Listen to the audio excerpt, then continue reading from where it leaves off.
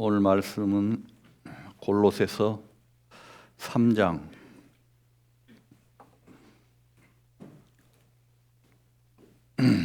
골로새서 3장 10절 11절 말씀입니다.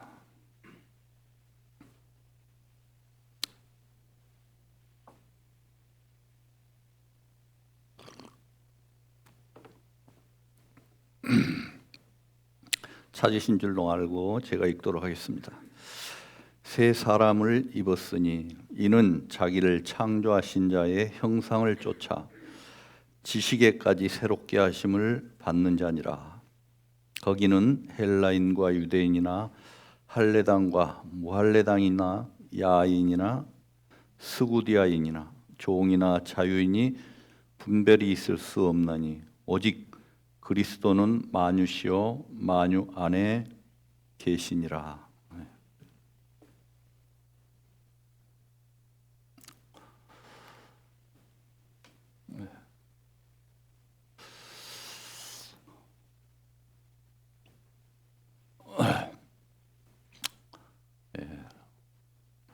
사막에 비가 내리지 않은 지 100년이 지났습니다.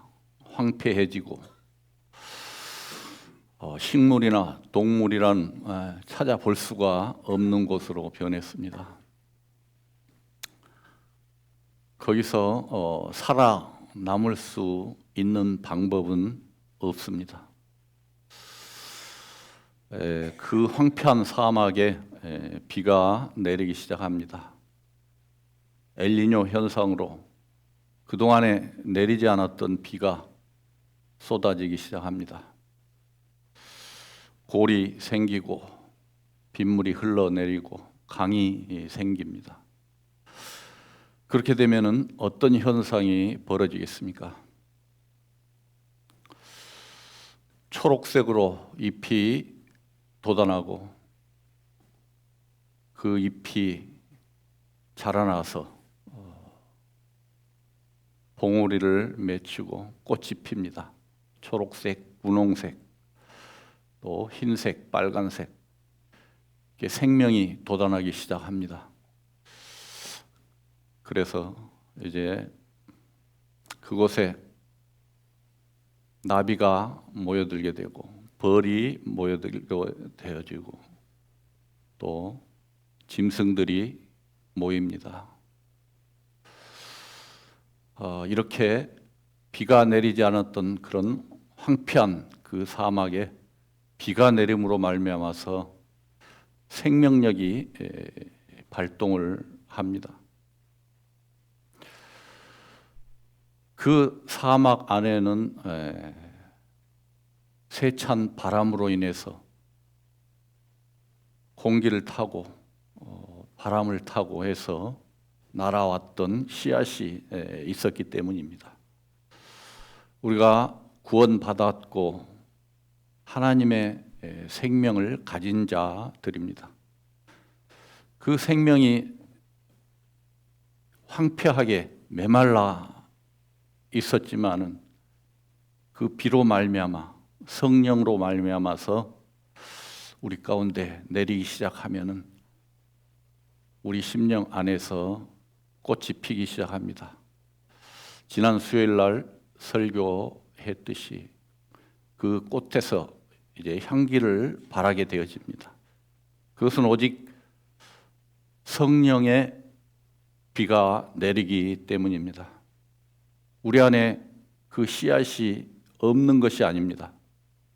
그 씨앗을 피우기 위해서는 성령의 비가 필요한 것이죠. 그동안에 성령의 비로 말미암아 우리가 살았던 것이 아니고 그 황폐하게 된 것은 나로 말미암아서 잘못된 인식으로 말미암아서 내가 주인이 되었기 때문에 눈에 보이는 것과 세상의 지혜와 지식과 세상의 사상과 철학으로 살았기 때문에 진리를 알지 못했기 때문에 거짓 것으로 살았기 때문에 내 안에서 황폐한 것만 나타나고 계속 되어지는 갈급함만 있었던 것이죠. 우리가 온전히 주님의 사랑을 누리고 살 수 있는 그런 존재로 지음 받았다는 것입니다. 우리의 형상은 우리가 생각하는 무엇인가를 갈구하고 무엇인가를 찾고 무엇인가를 이루어 보려는 존재가 아니고 하나님으로부터 온전함을 지음받은, 온전하게 지음받은 존재였다는 것을 찾아내었을 때 그 안에서 진정한 평안이 있고 그 안에서 진정한 하나님의 사랑을 누림이 있다는 것입니다. 그것이 있기 전에는 우리가 죽을 때까지 진정한 사랑을 맛보지 못하고 살아갈 수밖에 없다는 것입니다. 왜냐하면 처음부터 속아서 태어났기 때문입니다. 그 속에서 계속 살아왔기 때문입니다. 그 안에서 진리를 찾으려고 애를 썼기 때문입니다. 그래서 옳고 그름을 찾아서 늘 세상 안에서 눈이 밝아져서 그것으로 살아가는 것이 인생입니다. 요즘 신문을 보거나 언론을 보면은 가장 눈에 띄는 것이 아시안컵 축구에서 왜 졌느냐, 감독을 경질해야 된다. 경질을 했는지 안 했는지는 모르겠습니다. 이강인이 잘했냐, 손흥민이 잘했냐, 서로 변론, 서로 다툼, 서로 잘났다고 수군수군. 사람이 둘만 모이면은 그 안에서 판단이 시작이 되어집니다. 셋이 모이고 넷이 모이고 10이 모이고 100이 모이면 그 안에서 당이 지어집니다. 너는 이 당, 너는 이 당, 너는 이쪽이 옳고 저기는 저쪽이 옳고 내 생각은 이렇고 너 생각은 이렇고 여러 가지 갈래로 나눠집니다. 이것이 세상 살아가는 방법입니다. 그것이 세상 살아가는 이치예요. 요즘에 보면은 선거철이 돌아옵니다. 내가 좋은 의견을 낸다 할지라도 상대방에서는 그것이 좋든 싫든 간에 그것은 반대, 나와 적이 되는 것입니다. 그것을 옳게 말할 수가 없는 거예요. 내 주장을 내세워서 내 주장대로 따르기를 원하는 그런 마음이 또 그렇게 나가야지 세상에서 살아남을 수가 있는 것이죠. 세상 사람들뿐만 아니라 마찬가지입니다. 그리스도인들도 모이면은 판단하는 것이 주가 되어서 이야기를 나눕니다. 교제라고 할 수 없습니다. 말하지 않겠습니다. 그 판단이 주가 되어 있습니다. 왜 그런 현상이 벌어질까요? 그리고 그 안에서 옳은 것을 찾아내려고 애를 쓰고 살아갑니다. 그리고 옳다고 생각하는 것이 주가 되어서 그것으로 말미암아 세상이 돌아갑니다. 그런 것은 하나님의 관점으로 봤을 때 세상에서는 옳은 것 같지만은 그 세상의 옳음이 하나님의 보실 때는 옳지 않다는 것입니다. 옳고 나쁜 것이 기준이 되어지는 것이 아니라는 것이죠. 그 옳고 나쁨을 판단하는 것 그 자체가 하나님 자리에 앉아 있다는 것입니다. 하나님께서는 죄가 더 미운 것이 아니고 하나님 자리에 앉아서 하나님의 역할을 담당을 하고 있는 그 자체가 하나님과 적이 되어 있는 것입니다. 왜 하나님이 해야 될 일을 내가 하고 우리가 해야 됩니까? 그것은 우리가 태어날 때 하나님의 형상으로 태어난 것이 아니고 사단의 형상으로 태어났기 때문입니다. 하나님과 동등되기를 원하는 사단의 마음을 타고 태어났기 때문에 하나님의 자리에 앉고 싶은 겁니다. 하나님으로 말미암아 살아가고 하나님으로 인하여 살아간다고 하지만은 내 안에 왕이 되고 싶어 하는 그런 본능을 타고 태어났다는 것입니다. 태어날 때 그렇게 태어난 것입니다. 그래서 누굴 탓하거나 누굴 원망하거나 누굴 비방하거나 이것은 내가 너보다 조금 낫다는 것입니다. 하나님이 보실 때는 다 그 나물에 그 밥인데 나는 조금 선하다는 것이죠. 나는 너보다 조금 옳고 너보다 조금 유식하고 너보다 판단력이 좀 있고 이것이 지금 팽배해져 있는 것입니다. 왜 그럴까요? 태어날 때 그렇게 태어난 것입니다. 원망할 필요 없습니다. 창세기 보시겠습니다. 창세기 3장, 창세기 2장 2장입니다. 2장 9절입니다.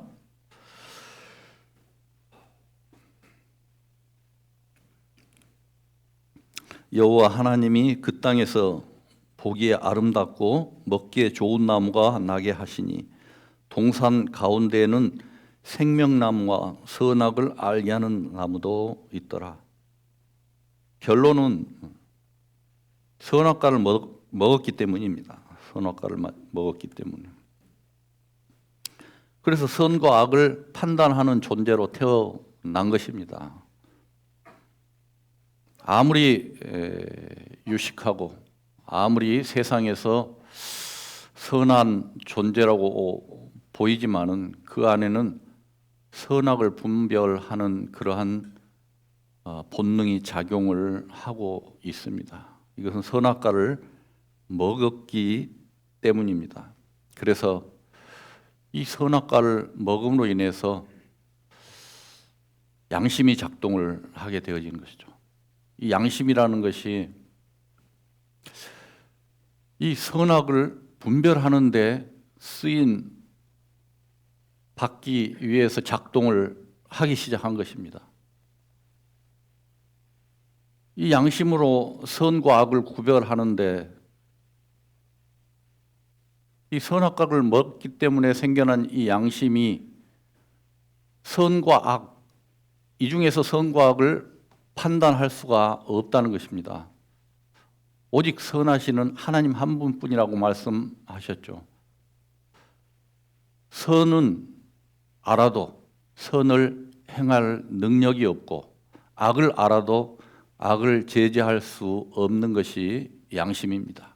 양심이 있다고 해서 우리가 선악을 분별할 줄은 알지 몰라도 그것을 행하고 이길 힘은 주어지지 않았다는 것입니다. 오직 선은 하나님께만 있는 것입니다. 그런데 왜 선악과를 만들어서 이 고생을 시키고 이 세상을 이렇게 선악을 분별하면서 살아가게 하고 또 모여서 선을 찾아서 상대방을 비방하고 상대방을 이야기하고 판단하고 하게 하셨느냐? 이것은 우리가 정리를 해봐야 되는 것입니다. 선악과를 하나님께서 만드셨죠. 하나님께서 만들어 놓으셨습니다. 왜 만들으셨을까요? 이 선악을 알아서 이 선악으로 세상을 살 것인지 아니면은 하나님의 생명, 영생하는 생명으로 살 것인지 이것은 우리에게 주어진 자유의지입니다. 처음에 지었을 때 우리는 이 하나님의 본성을 타고 태어났죠. 사단이 와서 사람에게 어느 것이 좋은지 내어놓은 것입니다. 네가 하나님같이 주인이 되어서 네 생각대로, 네 뜻대로, 네 계산과 판단대로 네가 옳은 대로 살아갈래? 아니면 하나님의 통치 속에서 하나님의 지배를 받고 살아갈래? 이렇게 물어본 거죠. 이게 사람이 판단한 겁니다. 사람이 판단한 거예요. 사람이 가만 생각을 해보니까, 계산을 해보니까 내가 하나님과 같이 능력을 가지고 살아가면은 굳이 하나님께 복종 안 하고 살아도 되는 것 아니냐는 계산이 들어선 거죠. 이것이 자유의지를 준 것입니다.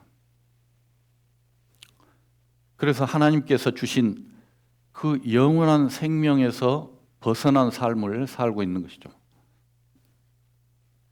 그 생명이 좋은 것 같지만은 사단이 노렸던 것이 바로 그것입니다. 사단은 위에서부터 에덴 동산에 오기 전부터 하나님과 동등되기를 원했습니다. 그래서 하나님의 지배를 받지 아니하고 자기가 왕이 되기를 바랐던 것이죠. 그래서 인간에게 그것을 보여서 하나님과 멀리 하는 그러한 유혹을 했는데 그 유혹에 넘어가 버린 것이죠. 우리는 하나님의 생명으로 살 것인지 이 사단의 생명으로 살 것인지 선악과를 먹어버렸기 때문에 선과 악을 판단하면서 살아가는 존재가 되어버린 것이죠. 이것을 먹지 않고 에덴 동산에는 생명나무와 선악과가 있다고 했습니다. 생명나무를 먹었으면은 영원한 하나님의 생명으로 살아갈 수가 있었겠죠. 영생하는 그 하나님의 생명, 그 생명 안에 우리는 놓여져 있는 것이 정상적이고 하나님의 형상대로 지음 받은 존재라고 할 수가 있습니다. 그런데 계속해서 우리가 이 선악과를 먹었기 때문에 늘 판단하는 존재가 되어버린 것이죠. 이것이 이제 결론이 되어지는 것입니다. 우리의 존재가 그런 존재로 살아가는 것입니다. 이것이 선악과를 먹은 결과가 되어버린 것이죠. 인간의 선택은 고의였습니다. 이것이 우리가 잘못된 판단이 아니고 내 스스로 결정한 거예요. 사람 아담의 판단이었습니다. 그래서 이 아담의 생명으로는 결코 하나님을 기쁘시게 할 수가 없다는 것을 알아야 됩니다. 이 아담의 생명 안에 아무리 옳은 것이 있다고 하나, 아무리 좋은 판단으로 좋은 결과를 내어서 그것으로 살아가려고 하지만은 그 안에 하나님을 기쁘시게 할 수 있는 것이 하나도 없다는 것입니다. 그런데 사람은 계속해서 그 안에서 옳은 것을 찾으려고 힘쓰고 애쓰고 살아가는 것입니다. 이것이 세상 살아가는 방법들입니다. 마태복음 12장을 보시겠습니다. 마태복음 12장.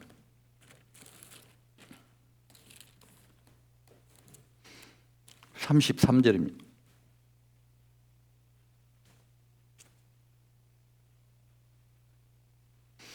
마태복음 12장 33절.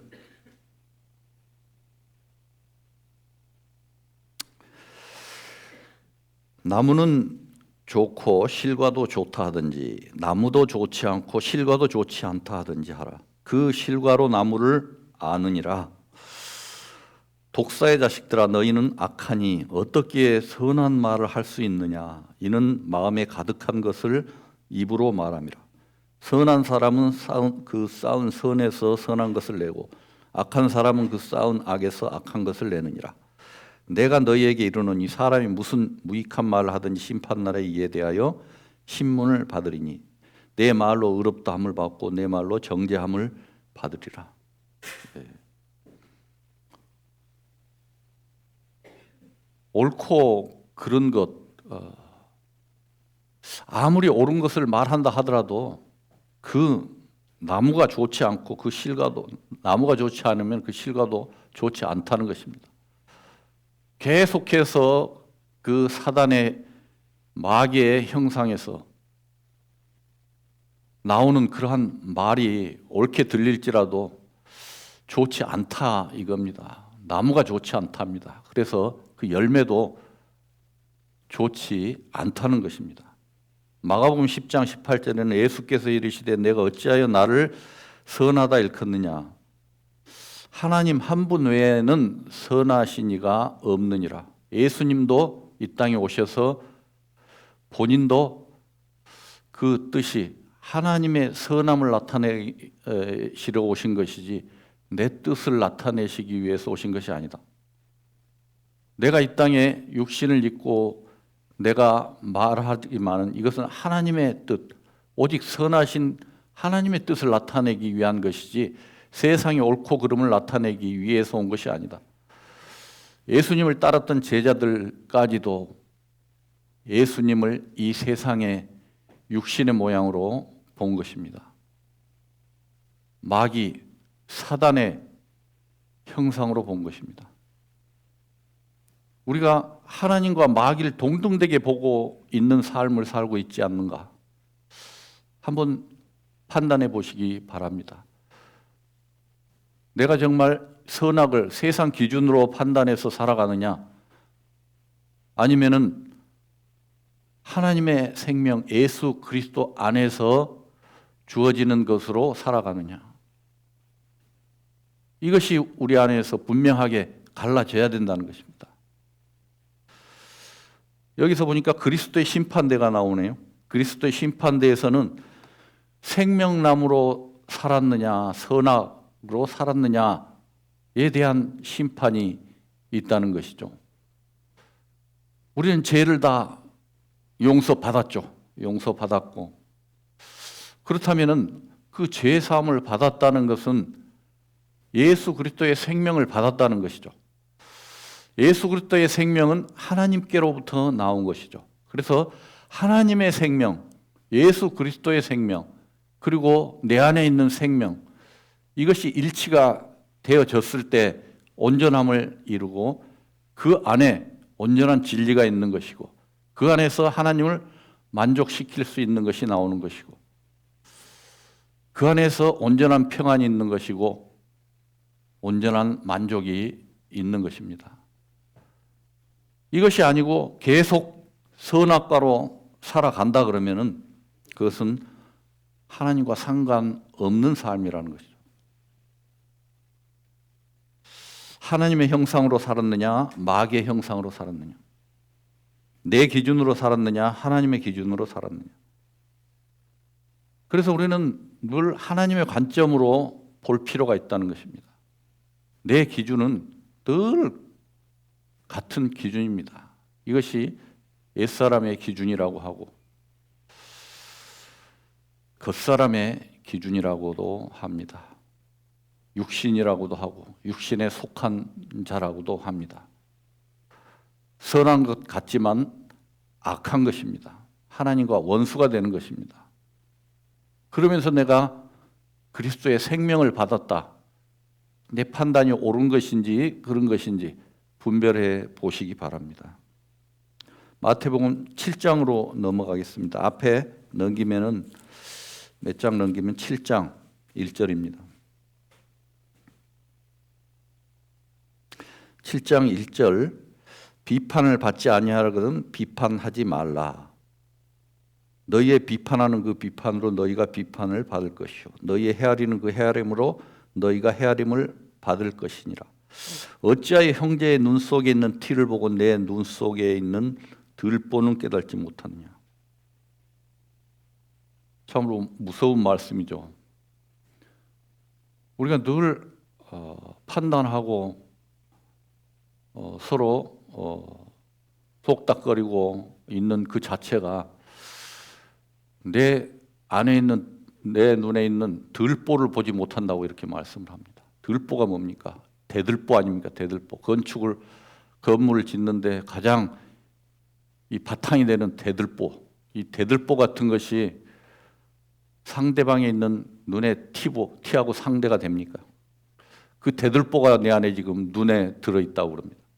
그것을 알지도 못하고 계속해서 판단을 하고 계속해서 말을 하고 지적을 하고 이것이 사람 사는 방법이에요. 가만 들여다보면은 가만 보십시오. 세상을 계속해서 판단하고 지적하고 이것이 세상 살아가는 방법 아닙니까?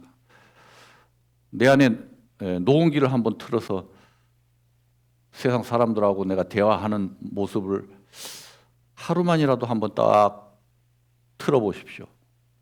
판단하는 그 기준으로 살았지 않느냐. 이것은 선악을 분별하는 그 생명이 그 피가 흐르고 있기 때문입니다. 피는 못 속인다 그러잖아요. 하물며 그 부모의 피를 받아서 그 부모의 성격대로 나타나는 모습을 보게 되어집니다. 자녀를 가만히 이렇게 관찰하다 보면은 저것이 나하고 같은 면이 보일 때 참 답답하고 느끼할 때가 있습니다. 느끼할 때. 내가 옛날에 살았을 때 참으로 그 어두웠던 부분들이 가끔 생각이 납니다. 저 자식이 아닌 것 같아도 그 속에 그것이 다 들어있는 것이 보여질 때가 있습니다. 말하는 것조차도 아주 느끼할 때가 있습니다. 이것이 같은 피를 타고 태어났기 때문에. 하물며 사단의 마귀의 피를 타고 태어난 사람이 오직 하겠습니까? 마귀의 형상대로 살아가는 것이 인생입니다. 그러면서 나는 좀 나은 것 같이 고개 쳐들고 이렇게 살아가는 모습. 이것이 이제 교만이죠, 교만. 그래서 신앙의 가장 미덕이라고 하는 것이 겸손이라고 합니다. 겸손도 말로만 그렇죠.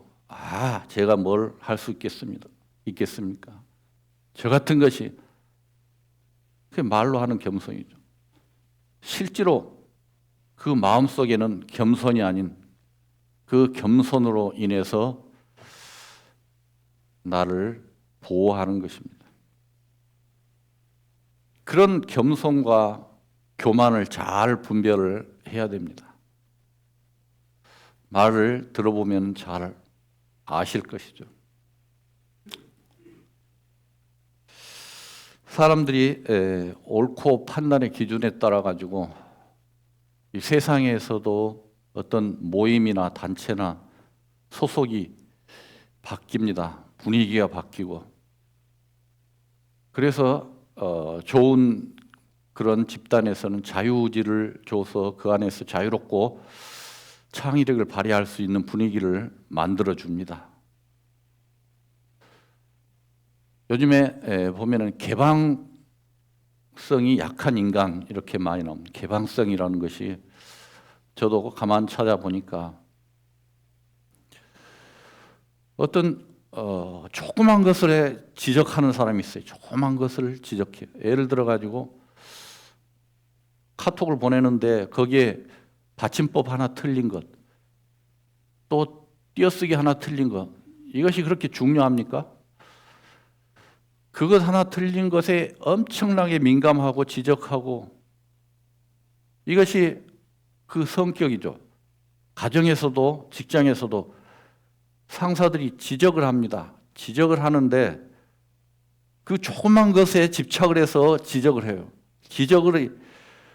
그 지적이 아니고 큰 것에 마음을 두고 큰 것으로 지적을 하면 모를까? 조그만 것을 가지고 지적을 하고 그것이 개방성이 낮다는 것이 개방성이. 개방성이 낮음으로 인해 가지고 그 집단의 분위기가 정서가 바뀝니다. 그 사람이 성실성까지 있다 그러면 아주 사람들이 선임들이 보기에 위에 사람들이 보기에 아주 성실하고 착한 사람으로 보일수록 그 사람의 그 개방성은 사람으로 아주 피를 말립니다. 아주 지독하게 사람들을 괴롭힙니다. 어느 것 하나 티끌을 보지를 못합니다. 이것이 사람 심리 안에 작용을 하는 것이 높고 낮음에 따라서 개방성이 있다, 개방성이 없다 그런 것입니다. 이것이 다 어디에서 오는 것입니까? 다 마귀의 성품에서 오는 것입니다.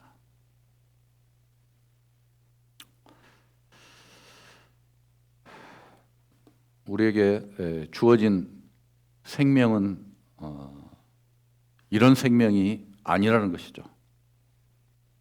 이런 마귀에게서 타고난 선악을 분별하는 생명이 아니라는 것이에요. 우리가 구원받았고 거듭났다는 것은 그 생명이 아닌 에스겔서를 보시겠습니다. 에스겔서 36장입니다. 에스겔서 36장 26절입니다. 구약 1209페이지입니다.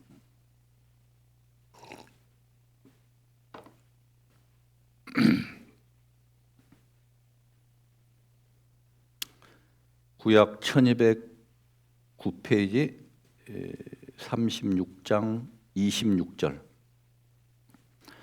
또 새 영을 너희 속에 두고 새 마음을 너희에게 주되 너희 육신에서 굳은 마음을 제하고 부드러운 마음을 줄 것이며.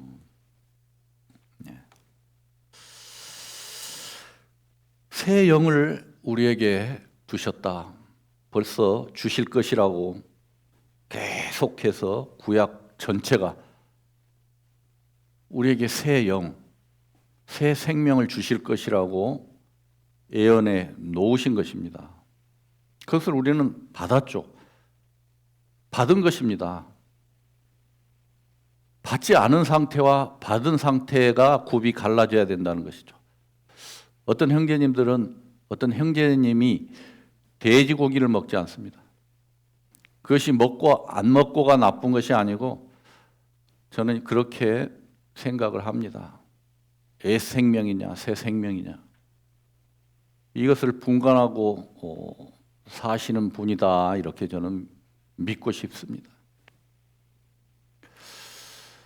우리가 어떤 행동이나 행위에서 나타나는 것이 아니고 그 안에 어떤 영이 작용을 하고 있느냐. 우리에게 새 영을 주셨다고 분명히 말씀을 하고 있습니다.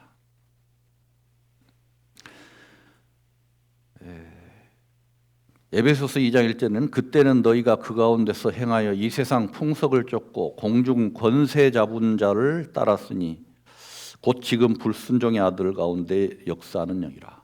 지금도 불순종의 영이 역사를 하고 있다는 것입니다. 사람들을 모르게 눈을 가리고 불순종의 영은 선한 척하고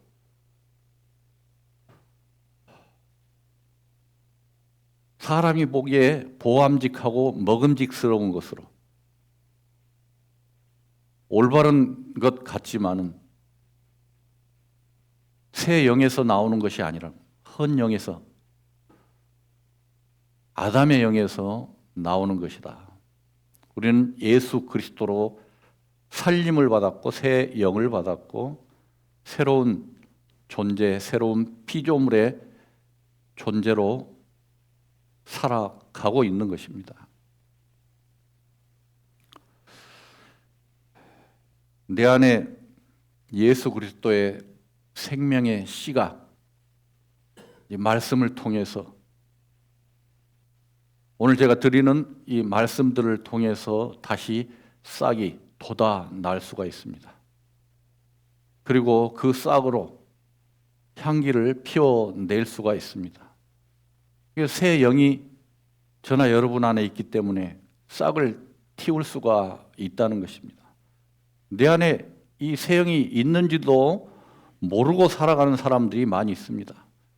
단지 예수 그리스도로 인해서 내가 용서받았고 죄 용서 받았다는 것에 머물러 있는 분들도 많이 있습니다. 점점 구원받은 분들도 생겨나고, 구원받은 것이 구원으로 인해서 내 죄 용서받고 천국 백성 되었다는 그것에 머물러 있지 않고 그 새 영이 싹을 틔우고 열매를 맺어야 된다는 것입니다. 내 안에 그 새 영이 새로운 모습으로 나타나야 된다는 것이죠. 나와 상관없는 씨앗이 내 안에 들어왔었다는 것입니다. 계속해서 나는 내 것으로 싹을 틔워보려고 애를 쓰지만은 내 것이 아닌 새로운 싹이 있다는 것입니다. 나와 아무런 상관이 없는 하나님의 생명, 예수 그리스도의 생명, 예수 그리스도의 씨앗이 내 안에 있다는 것이죠. 나와 상관이 없는 그 씨앗이 비를 맞음으로 인해서 싹이 올라오는 것입니다. 이것은 성령으로 말미암아서 싹이 올라오는 것이지 내 노력으로 올라오는 것이 아니라는 것이죠.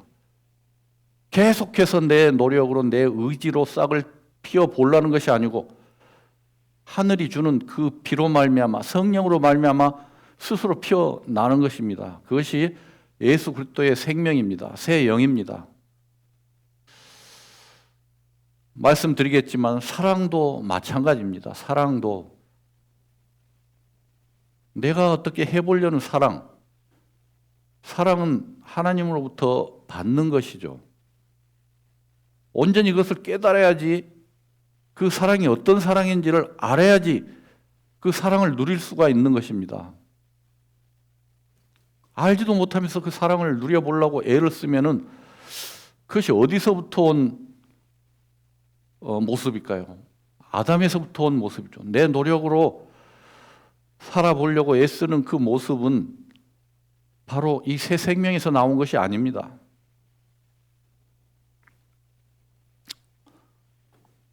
그 씨앗 안에 모든 것이 존재합니다.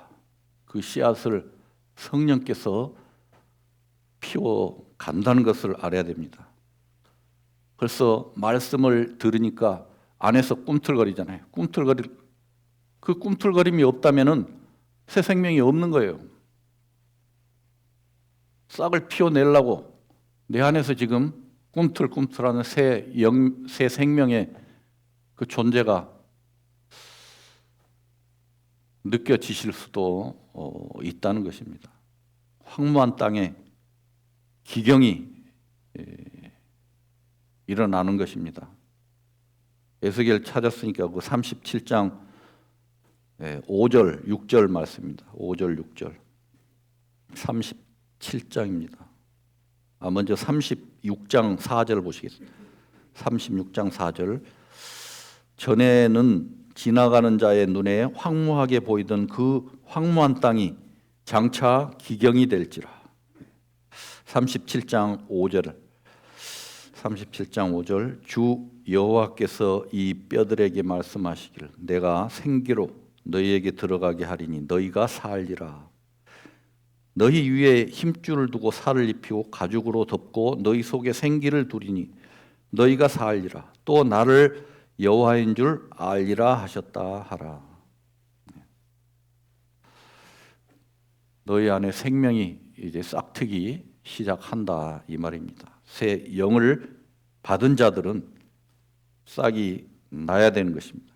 그 생명력이 바로 새 생명이고 거듭남이고 새로운 피조물이라는 것입니다. 그것을 신약에서는 이렇게 표현을 합니다. 요한복음 6장 32절입니다. 요한복음 6장 32절. 찾는 것이 좀 불편하시더라도 찾는 것이 좋습니다. 요한복음 6장 32절.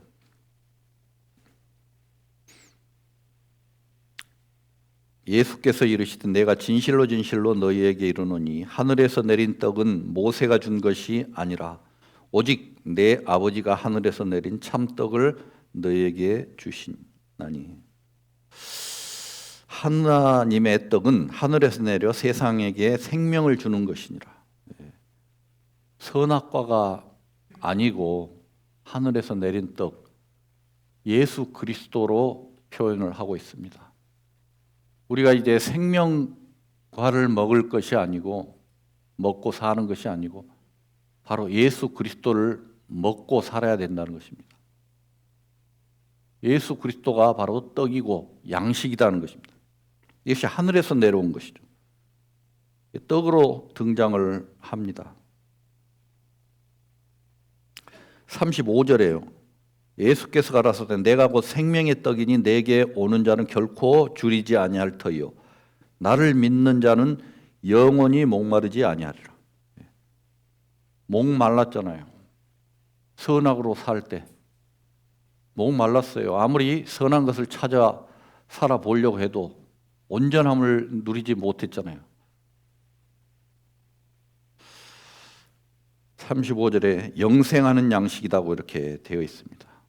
38절에도 내가 하늘로서 온 것은 내 뜻을 행하려 함이 아니오라고 그랬습니다. 내 뜻이 바로 선악을 분별하고 살아가는 뜻입니다.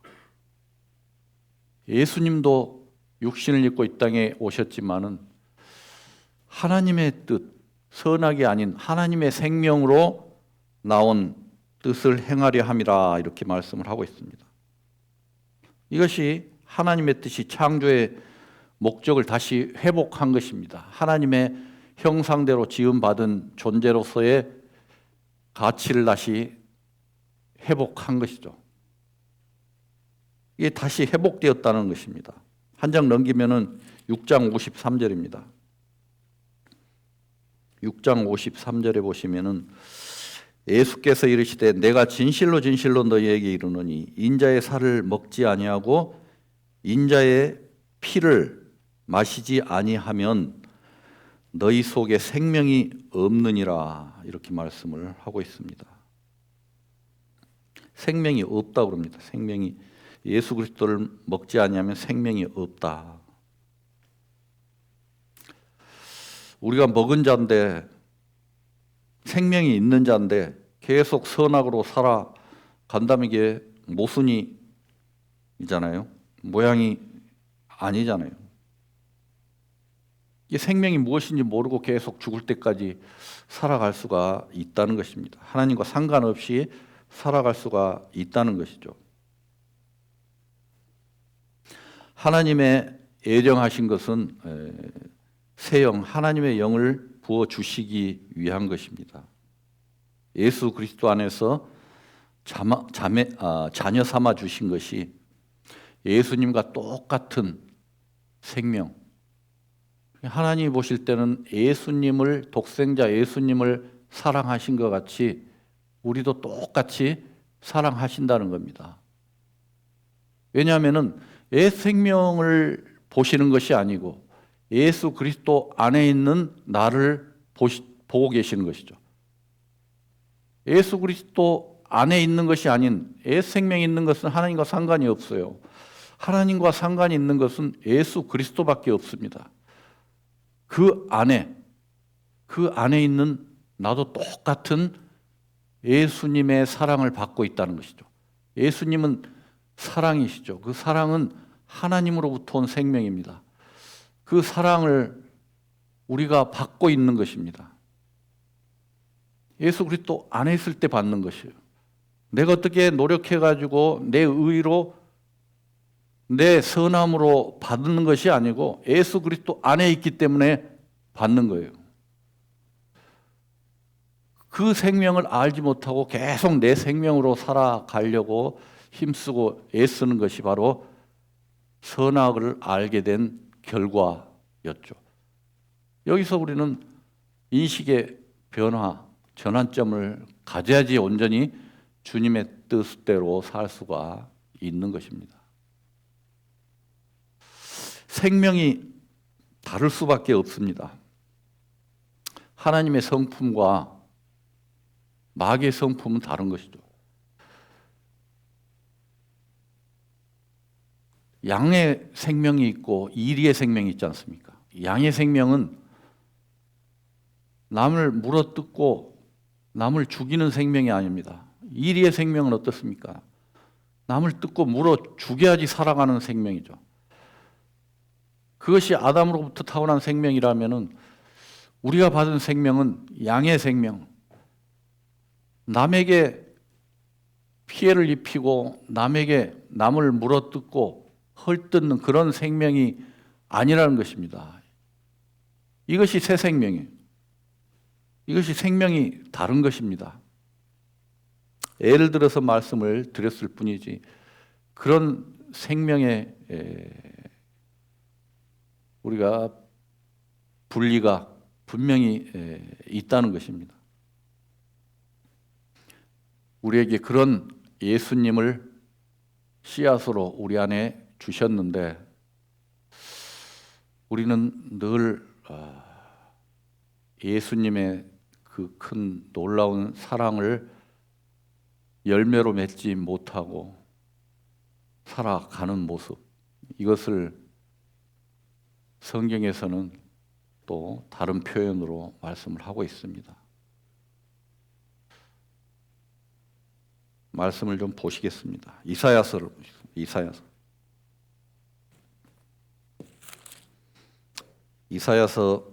5장입니다.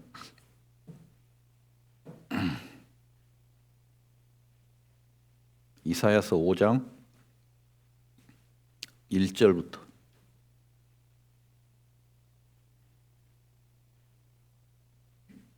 이사야서 5장 1절부터 구약 970페이지가 되겠죠.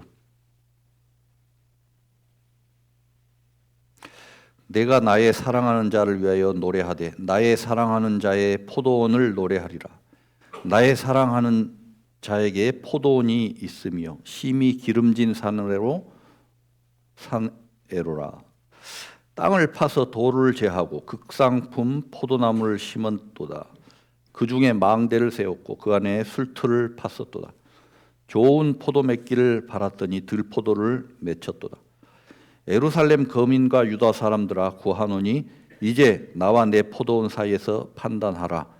내가 내 포도원을 위하여 행한 것 외에 무엇을 더할 것이 있었으랴. 내가 좋은 포도 맺기를 기다렸거늘 들포도를 맺힘은 어쩌민고. 극상품 포도나무를 심었는데 내 안에 계속해서 이 좋지 않은 들포도를 맺혔다고 이렇게 말씀을 하고 있습니다. 예수 그리스도를 심었는데 계속해서 이 마귀의 형상만 나타납니다. 마귀의 형상이 뭔지를 모르기 때문에 계속해서 거기서 선을 찾고 살아가는 것이죠. 그것이 바로 그 나물의 그 밥이라는 것입니다. 속된 말로. 제가 좀 과격하게 말씀을 드렸는지 모르겠습니다만 계속해서 우리가 살아가는 방법이 이 들포도를 맺혀야 되는데 들포도가 아닌 들포도를 맺히고 살아가는 겁니다. 극상품 포도나무를 심었는데 그 열매가 맺히지 않고.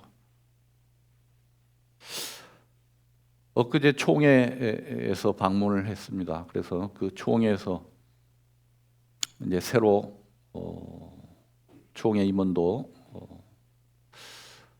선출이 되고 해서 교회 둘러보러 교제 가운데 있었습니다. 모두가 들어지는 한 마음이 왜 우리 모임은 이렇게 구원의 수 또 부흥이 일어나지 않는가. 좀 새로운 모임을 시작해서 새롭게 좀 활성화를 좀 시켜보자 이런 마음들이 다 있었을 것입니다. 저도 그렇고 또 총회 임원들도 그렇고 어떻게 방법을 제시를 해 주면은 우리 마음이 시원하겠죠. 그렇지만은 총의 입장에서도 이제 많은 방법들을 또 이야기했었고 논의했었고 또 그렇게 해보기는 했지만은 그 방법이 온전히 이루어지지 않았던 것 같고, 또 교제를 통해서 새로운 또 방안을 또 제시를 할 것입니다. 그래서 풍성하고 또 부흥되는 그러한 모임이 되었으면 좋겠다는 그런 마음을 갖고 있는데요. 그 안에서 생각이 들어지는 것이 저는 그런 생각이 들었습니다. 우리 안에 극상품 구원이 자리를 잡았습니다. 예수 그리스도의 생명이 내 안에, 우리 모임 안에 어느 모임보다도 구원의 확신과 그 진리의 말씀이 확고부동하게 자리 잡고 있지 않습니까? 그런데 이것을 우리가 온전히 누리지 못하고 살아가는 경향이 보인다. 이것은 하나님의 진정한 사랑을 알지 못하기 때문, 하나님의 진정한 사랑이 어떤 사랑인지를 알지 못하고 내가 어떤 사랑을 쟁취해 보려는 그런 마음들이 팽배해져 있지 않나. 왜냐하면은 그 본성이 우리 가운데 아직 남아있기 때문에 이것을 제하지 않고서는 풍성한 열매를 맺힐 수가 없다는 생각이 들어지는 것이에요. 우리는 그 아담으로부터 받은 그 본성대로, 그 본성 안에는 하나님이 창조하셨을 때, 우리를 창조하셨을 때 사랑으로 지으셨습니다. 사랑으로 지으셨고 그 사랑의 흔적이 누구에게나 남아 있어요. 사람이라면 누구나 사랑을 받고 싶어요. 그 사랑이 없으면 사람이 살아갈 수가 없어.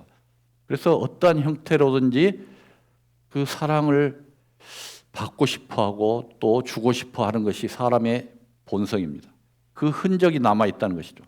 아담의 모양으로 살고 있지만은 그 사랑을 받기 위해서 살아가는 것이 사람입니다. 사랑을 못 받은 자녀들이 사회에서 문제아들이 많지 않습니까? 사랑 없이 자란 아이들이 문제아가 많습니다. 사랑으로 자란 아이들은 문제아가 많지 않습니다. 그래서 그 사랑을 받기 위해서 힘쓰고 애쓰고, 이것이 세상 사람들뿐만 아니라 믿음에 있는 사람들도 하나님께 어떤 사랑을 받아보기 위해서 힘쓰고 애쓰고 살아가는 모습이 신앙인 줄 알고 있는 거예요. 내가 어떤 노력으로 힘쓰고 애써가지고 하나님의 사랑을 받아보겠다는 그런 마음, 그런 마음이 진정으로 우리가 누리는 삶일까요? 결코 그것으로는 만족함이 없을 것입니다. 계속해서 의에 굶주린 삶이죠. 내가 그 사랑을 받지 못했기 때문에 내가 힘쓰고 애쓰고 노력하고 하지만은 나에게 주어지는 계속된 좌절감과 의욕상실과 패배의식과 이런 것들이 그리스도인들에게도 있다는 것이죠. 그것을 뛰어넘어서 온전히 받은 그리스도의 그 사랑을 알지 못하기 때문에, 어린 아이를 품에 안은 어머니의 심정을 보십시오. 그 아이가 어떠한 아이든지 내 아이는 사랑입니다. 그 아이가 울든 웃든 짜증을 내든 잘못을 하든 그건 내 아이예요. 하나님께서 그 생명을 주신 그 영은 예수 그리스도 안에 있는 그것은 하나님의 것입니다. 하나님의 생명입니다. 하나님의 생명으로 우리는 사랑을 받는 것입니다. 그 사랑이 내 안에서 온전히 누려지지 아니하면은 늘 의에 굶주리는 존재밖에 되지 않는다는 것입니다.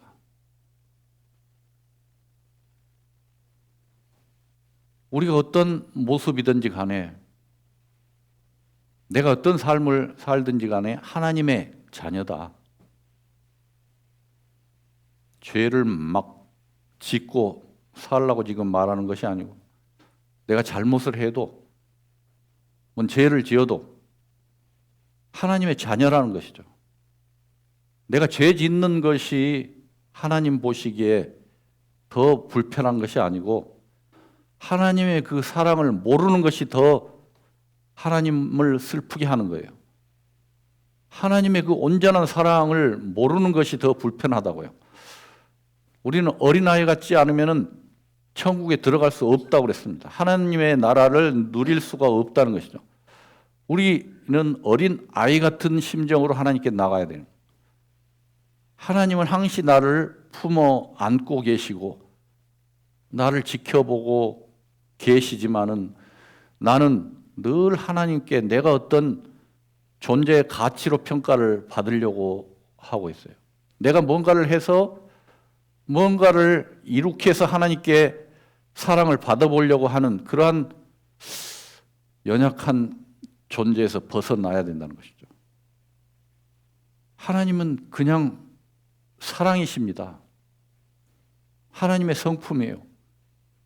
우리는 하나님의 형상대로 지음을 받아서 온전히 창조의 질서 안에 다시 회복이 되어진 존재입니다. 우리의 구원이 그런 거예요.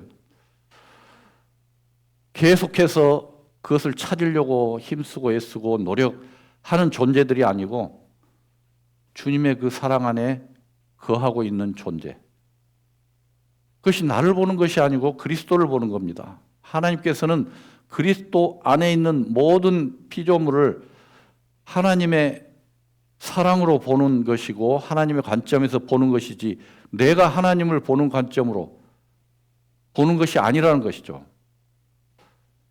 우리는 늘 내가 어떻게 하나님께 잘 보여야지 하나님이 기뻐하시고 하나님의 사랑을 받을 거라고 생각하지만은 하나님의 사랑은 그것이 아닙니다. 사랑은 인격이고 생명체입니다. 사랑은 살아 움직이는 거예요. 그 사랑이 하나님의 생명이에요. 그 생명으로 우리 가운데 역사하고 계시는 겁니다. 그 사랑을 온전히 받은 존재들입니다. 그 사랑 안에 거할 줄 알아야 되죠. 거기서 시작을 해야 되고 그것이 기본이 돼야 되고 예수 그리스도를 사랑하는 것이 아니고 사랑을 받는 것, 온전히 받았을 때 사랑할 수가 있는 것입니다. 부족함이 없다는 것을 느꼈을 때 사랑할 수가 있는 것입니다.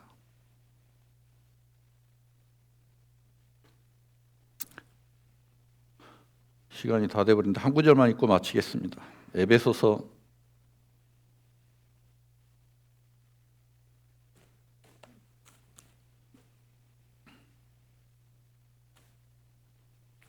1장 3절에서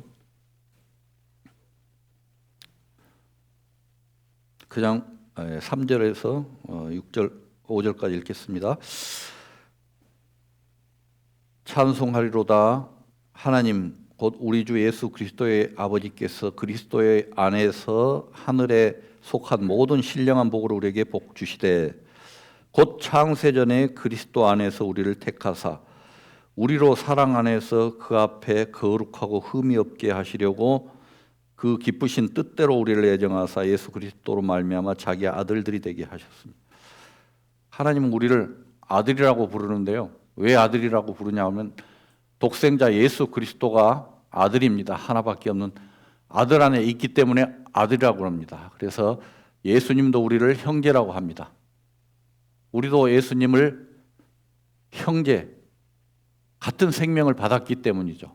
그래서 예수 그리스도 안에 있는 자들에게 예수 그리스도가 받는 모든 복을 함께 누리는 겁니다. 내가 개별적으로 받는 것이 아니고 예수 그리스도 안에 있기 때문에 그 사랑을 받는 것이고 나가서 그 죄악도 사하여진 것이고 그 생명도 온전히 우리가 누리고 영원토록 살게 되어지는 것입니다. 그래서 하나님의 사랑을 우리 심령으로, 우리의 마음으로, 우리의 계산으로 이해하는 것이 아니라는 것이죠. 이해해가지고 될 일이 아니라는 것이죠. 그냥 믿는 것입니다. 그냥 믿고 그 사랑을 온전히 누리는 거예요. 예수님께서 내 아버지라고 그런 것 같이 우리도 내 아버지, 예수님이 내 아버지라고 그랬다고 죽임을 당했어요. 예수님이 그 시대에 하나님을 아버지라고 부르는 존재들이 없었어요. 예수님이 하나님을 아버지라고 그랬으니까 그것이 참담한 말이 된 것이고 십자가에 매달린 것입니다. 예수님은 우리를 보고 하나님을 아버지라고 부르라고 하는 거예요. 예수님이 우리를 죽음으로 몰고 가는 것입니까? 예수님의 그 사랑, 그 놀라운 사랑을 우리도 누리라고 하는 것입니다. 하나님을 아버지라고 부르라고 한 거예요. 한번 생각을 해보세요. 아버지가 어떤 뜻인지, 세상에서 아버지와 어떻게 다른지, 우주 만물을 창조하신 그분이 내가 아버지다. 그것은 하나님의 영이 내 안에 있기 때문에 부를 수가 있는 것이죠. 하나님의 영과 그리스도의 영과 내 영이 일치가 되었기 때문에 영을 살리신 그 영 안에서 하나님을 아버지라고 부르는 것입니다.